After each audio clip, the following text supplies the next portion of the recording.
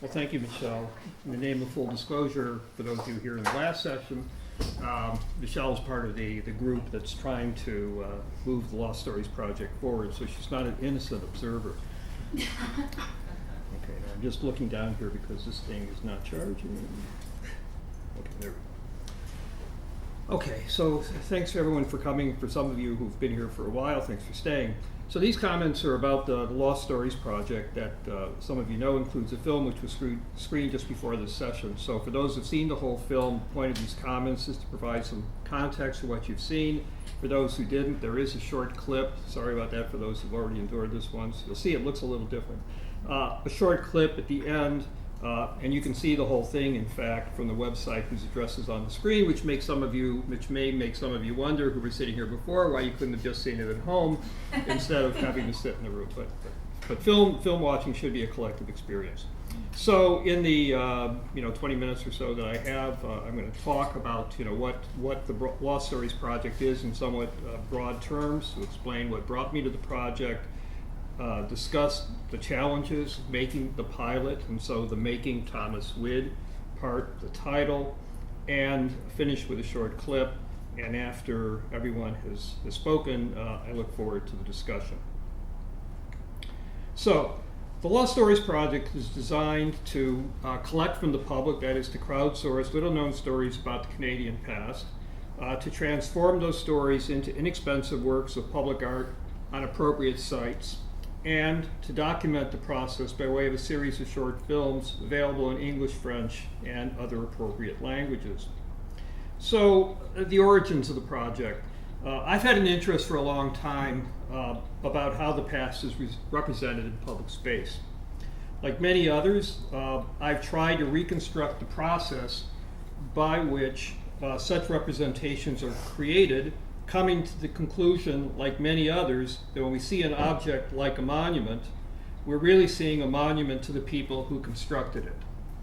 So here, just to take one of many examples, but one that I'm particularly fond of, Kirk Savage, an American art historian who's written a terrific book about the creation of the National Mall in Washington, made the point that the Washington Monument, finished in the 1880s, had nothing to do with George Washington and his agrarian world. Rather, it was a monument to modern technocratic wisdom and bureaucratic efficiency. In other words, it was a monument to the people who built the monument as much as it was to Washington. And so we know that, and yet for all that's been written, and this kind of we call it subset of public history scholarship written over the last 30 years, for all that's been written, we really still have a rather partial view of most physical representations in public space. So, we have what people like Kirk Savage, and I contributed my own small bit to that, and others in the room have as well. For all of that, we really have a very partial view of how any physical representation was actually created. And here's the particular relevance for this conference, I think. We've done very little to communicate the process to the extent that we understand it to a larger public. And so, findings like Kirk Savage's has largely been a kind of internal thing that we talk about among ourselves. I think we've done a pretty awful job, actually, in terms of communicating to a larger public how the past actually gets communicated in the public sphere. So the reality is that there remains, I think, significant sense among the public that such representations are natural. My students certainly tell me this all the time, that when we see a monument or even when we look at a museum exhibit, it had to be that way. There is no obvious selection of no obvious process of selection, and so it's assumed that it had to be this way. And we have a significant amount of evidence to indicate there's a large body of public opinion along these lines. One of my favorite, if favorite's the right word, indications of this comes out of Roy Rosenzweig and David Thalen's The Presence of the Past, who, as I suspect some of you know, was based upon a large survey of American opinion about how the past gets represented and what it means. And they include some of the results of their survey research in their book, and they talk about this man who said when visiting a dinosaur museum and talked about the museum in glowing terms and about how it actually spoke to him in very specific ways. he said, he really loved the exhibit because the bones are right there and the bones don't lie. Well, someone had to get the bones to the museum, make this choice of selection, display them, caption them, all those things. It seemed kind of obvious to us. And I don't make this point, I'm always a little uncomfortable making it, as if I'm trying to show this guy out to be dumb. That's not really my point, but rather is I don't think we've done a very good job in working with the public in order to try to explain or work with the public to explain how the past might be, could be represented. And so, with all that kind of background, the Lost Stories Project was created. That sounds grander than it was, and so I created the Lost Stories Project in order, it has there's no actor in that sentence, was created in order to find a way to show this process, to raise questions of how the past is presented in public space, but to try to do it in a way that wasn't too pedantic. Right? We didn't want to create a project that would simply clobber people over the head and say, look, pay attention, this is what happens, but rather to draw people in, and in fact you'll see there's a strong public collaborative element to the project. So I'm going to talk in a moment about the specific pilot, the Thomas Widd film, and how it pointed to the challenges of working in such a collaborative manner with the public. As for the future, I've already kind of tipped my hand about this in terms of the paths we've gone down, the paths we're going down. So I'm still hoping that this pilot will inspire somebody. If anyone here has cash that they want to part with, I'm hoping that somewhere along the line we'll be able to make this thing work. And I have to say, I don't tend to be an overly optimistic person by nature, but I think this one might float. And so I want to spend most of the time I have left to talk about the making of Thomas Widd. So in 2013, we set out using a wide variety of media in both French and English to seek out lost stories. That is what we described as not very well known stories. The word lost can be used in various ways. From the public, limiting our call to the Montreal area to reduce the cost of making a pilot. But I think that the kind of methodology process that we came up with is fairly easily transportable to other regions of Canada. We received something like 40 stories, but the most compelling for the purpose of this project was brought to us by Janet Mcconnell, a retired teacher at the Mackay School for the Deaf. So the film in part is Jan's story. In the film, for those of you who've seen it, you can just ignore me for a second. I mean, there is no narrator. It's effectively a story being told through the eyes of the person who brought the story to us and the artist that she gave the story to. So Jan isn't deaf. More on this question later. Her parents were. I came to understand a term I'd never known before, children of deaf adults, and sometimes referred to in the deaf community, not always kindly, I'll come back to that, as CODAs, children of deaf adults. But she does say in the film that her first language was signing, which would of course make sense given that her parents were deaf. She always felt closely connected to the deaf community. She talked to us in interviews at great length about all the kind of her aunts and uncles that she thought were the members of the deaf community of her parents' generation. She went to outings, in fact at the school that I'll talk about in a moment, where her parents first met and where she and now her daughters taught. But the story she really wanted to tell wasn't so much about the school per se, although the school figures large in the whole thing, but about the founder of the school, Thomas Widd, whose story was truly lost. An immigrant from England, Widd, deaf from his youth, came to Montreal in the 1860s and established a school for Protestant deaf children, which became known as the Mackay School for the Deaf in the 1870s, when Joseph Mackay, a Montreal businessman, my office is actually on Mackay Street, provided the land and the money for the school that stood, this particular structure, which stood until the 1960s. And so Widd's story was lost. So if we were looking for a lost story, like we couldn't have done a whole lot better. A deaf man whose story had, in a sense, been silenced. And her goal, it was actually kind of weird when we first met her, she pulled a diary of hers off the shelves, which she had, with an entry from the day she retired, saying that one of her goals in retirement was to make Thomas Widd's story better known. And there we were. So I think, in terms of our goals for the project, she was sort of the ideal storyteller. I think she comes across well in the film, and I've learned from now having made, I guess, 4 documentary films, that if you don't like the people you're going to spend time with, you've got a problem, because people want to somehow relate to the people that they're watching. So in part, the story is Jan Mcconnell's story. But the point of the project was to make Wid's story better known, and to give the story over to an artist. In this case, Laylie Douglas, who's chosen out of a Montreal artist, chosen out of an open competition to make a piece of public art commemorating Thomas Wid. We put no restrictions particularly on her. She had her budget. I guess I naively figured that whatever she did would be okay. I guess it might not have worked out that way. I have to say the school where the school that Wid founded, where the artwork was placed, gave us pretty much carte blanche. Although I guess it might have been some sort of art that she could have created that they would have hated. But none of those things ever happened. Along the way, we found that some artists, I mentioned this to those of you who were here earlier, some of the artists who had nibbled at the commission backed off when they realized that they were going to have to show all their warts, their process, how sausage is made, so to speak, on screen, but Laylie had no problem about that. And so in the film, we see Laylie being, in a sense, literally given the story by Jan Mcconnell. This was kind of the idea, that there would be a storyteller who would have a story they wanted to tell, who would be, in a sense, handing it off, or working with, to some degree, an artist who would then make this story known.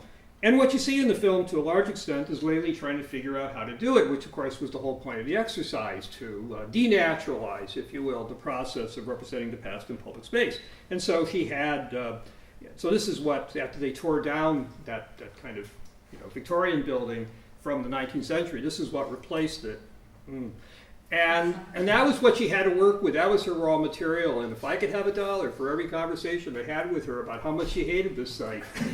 But it didn't matter. But it didn't matter. That was sort of the point. This was the site that she was given. And I think this is a normal kind of way in which the past gets represented in public space, right? That there's a story that has to be told. There's a story that's going to be told. There's a kind of logical place where it would be constructed, and you have to deal with it.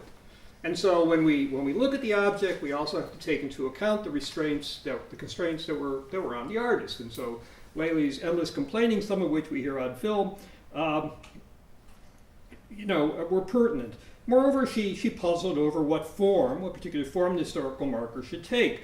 She had ideas about building a number of the small objects. You'll see when we come to what she actually did that the whole idea of the school being home was prominent, in part because interviews that we did with people in the deaf community was always that the school was like a home. And so she had an idea she was going to build little houses, and she was going to distribute them throughout the site until someone said this was a school that deals with children of a variety of disabilities, and putting little houses scattered across the site might not be good for their health and safety. And so that was the end of that idea. So again, having to work with the site she had, and beyond that, what story in fact to tell. In particular, she struggled how to communicate Wid's deafness. And so went through a variety of things. Perhaps the most humorous, because she saw the humor in it, was her idea that she had some unique idea as a person of hearing, that she would somehow present his story through the use of signing in some way. Of course, she didn't know signing, and this had been done before, and she finally recognized that was kind of dumb. She laughs at herself in the film, as being kind of naive. She struggled also with the issue of how abstract the art should be. I can tell you that the filmmaker, for the film part of the project, hated the art because it's very literal, but that was his problem. I just told him to make the film, and but she felt she might have done that, but after she spent time with the deaf community, which felt strongly about Wid's story being known, that creating a piece of abstract art wouldn't have achieved that goal. That it needed to be told in a kind of straightforward, forthright way. At least that's what she felt. Okay, so in the end, the artwork that we inaugurated in the fall of 2013 tells Wid's journey literally from right to left here, starting in England where he was born, going to Montreal where he created the school, and ending in California where he died. Along the way, focusing on Wid and his wife, who were the two original school teachers, the school that he created, and what it meant to the deaf community. And so in both French and English, this place was like home to us. The point of the project, though, was to ultimately show this story on film. And so if there's Jan Mcconnell's story and Laley's story, there's also the story that was told by Bernard Hébert, the filmmaker, and I guess with me as the producer standing over his shoulder. There's Bernard standing just to the left of the camera. In the end, we wanted to show that there was a process of selection every point along the way. Laley had to make choices. And in the end, for the project as it goes forward, it's important for us to show that there are also choices when you make a film like this. You know, it's 22 minutes long, there's stuff that's on screen, there's stuff that isn't on screen. And the website, that's a kind of beta version of what the project website might look like, includes material about Thomas Wood's life that's not in the film. To give you an example, we discovered in the research for the project that Wood was rather virulent, anti-Catholic, felt strongly that he was teaching children in order to help them be better Protestants.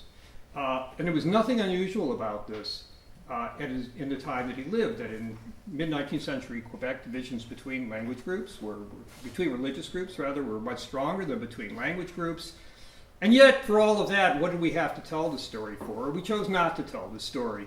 In the film, somebody might say, you know, why did we censor? That wasn't the story we wanted to tell, but I certainly encourage people to think about the fact that whenever we represent the past, there's a process of selection. And so, you know, in the project more broadly, there's the question of, you know, what stories get chosen, how they get represented through the public art, and even at the level of film, I mean, there's choices about, you know, what you show. It isn't as if what you show is the only film that could have been made. Okay, so I'm going to close by reflecting briefly on the making of Thomas Wood. And since this is a conference that's interested in exploring the challenges and connecting with the larger public, I thought I'd reflect on the project as it goes to its next phase. So what stood out for me in doing this, so in Michelle's introduction, I guess nothing came out in that I somehow was an expert on the history of the deaf community. And what I realized was that I was sort of, so the films I made before all grew out of my own research. So I kind of knew what I was dealing with. And what became clear to me almost immediately after we got so excited about making this film about the deaf community was that I knew very little about the deaf community, that I was an outsider, and suddenly here I was trying to tell the deaf community's story. And so the challenges, which I think ultimately, I think were confronted appropriately, was to learn the identity politics within the deaf community. There's very strong and distinctive politics within the deaf community, motivated, mobilized to a large degree because the deaf community is one in danger of disappearing, as some within the community would put it. Many of the diseases that cause deafness no longer are a problem, and the cochlear implant has made it possible for large numbers of children who might have been deaf to be hearing. There are those in the deaf community, this is a longer discussion, you know, who would not see this as entirely positive because there had been, you know, a strong, flourishing deaf community with its own culture, which is now in danger. And so telling Thomas Wood's story within that particular kind of political moment was a challenge. In the film, you see very few deaf children. That's the reality of the situation today. And so no one ever challenged my right, if that's the right way of putting it, to tell that story. But in the context of the decline of the deaf populations, there were questions raised. And certainly in screening the film, there was an interesting discussion. For instance, the role of the children of deaf adults. So Jan Mcconnell, a child of deaf adults, but not a deaf person herself, being the storyteller, was troubling for some people in the deaf community. You know, my feeling about that was, of course, others could have brought us the story. She's the one that did bring us the story. And yet, you know, I think it's a point in a way that when you come in cold in a way like we did, that I hadn't quite expected. There's in the film, what you're going to see in the little clip we're going to see in a moment, and you saw earlier, there's one of the teachers with kind of wild white hair. She also is a CODA, a child of deaf adults. So again, the point was made, why this prominent kind of position for these CODAs, a term that I don't think is always meant as a compliment. Also, the question of signing in the film. Questions were asked about the extent to which people sign to be able to express themselves. So one of the people in the deaf community who kind of, really feels like Thomas Witt is hers, is shown signing, but she also had been educated in an oral school, and so she speaks while she signs. So the point was made, well, people can understand her. We didn't subtitle her because you can understand her, I think, perfectly well. And so again, the question was raised, well, no one is prominently displayed in the film who is only signing. So all of this to say that there was a full and frank discussion with certain members of the deaf community after the film was shown. And I think, like many collaborative projects, what you develop relationships and collaborations evolve over time. And what happened in this case is that one of the more vocal, animated members of the deaf community, Pamela Witcher, who you're going to see in a moment, was somewhat critical of the film, but at the same time wanted Thomas Witt's story to be told. And you'll see there's an American Sign Language version of the film, and Pamela is the signer. So in a way, the end of the story is that, when you work with communities, you just keep at it, recognize, potholes you might have missed, and try to bring people in. And moreover, I can tell you that this mural that you'll see in a moment that Laylie Douglas built on the site is now in danger because this current ugly school, the one that you can see back here, is now in danger of being torn down and the site being sold, which has raised an interesting question that I find myself in the middle of as to what happens to the artwork. And so I'm now getting email messages and phone calls from people in the deaf community who now look to me as somehow, being part of it, which is a good thing, right? Because I think it indicates that through all of this, some kind of collaboration has been done.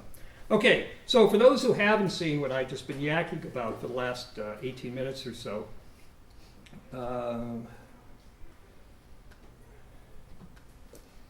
yeah. So this is the last 3 minutes of the film with Pamela Witcher, the person who I was, somewhat critical of some aspects of the film, doing the ESL signing. Yeah, well, good morning, everyone. Bienvenue tout le monde ici ce matin pour l'inauguration du mural en l'honneur de Thomas Witt par Laylie Douglas. Well, I wanted to thank everyone for this lovely opportunity to make this permanent work that's going to be outside the school. And it's really been a wonderful experience to learn about Thomas Witt. I hope you will like it.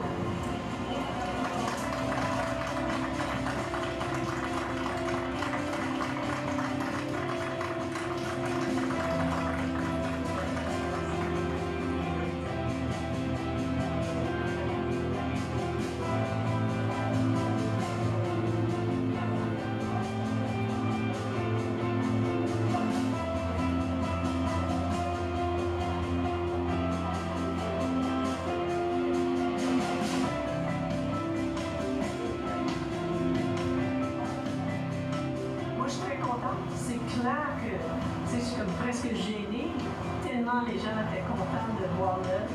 Les gens passaient, ils me demandaient des questions, puis on regardait ensemble, je leur expliquais. Alors c'est vraiment ça fonctionne très bien comme une façon d'ouvrir le discours sur qui est Thomas Witt, c'est quoi le trajet dans sa vie, puis que, en effet, tout est là.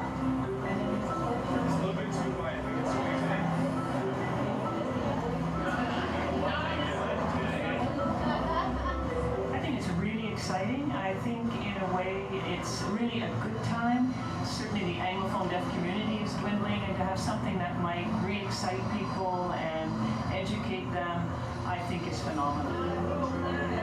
Now that the project has gone through and we've got this marker, to know that it's there and that children of these people that are now deaf will have an inkling of what went on, because history keeps getting erased and revised.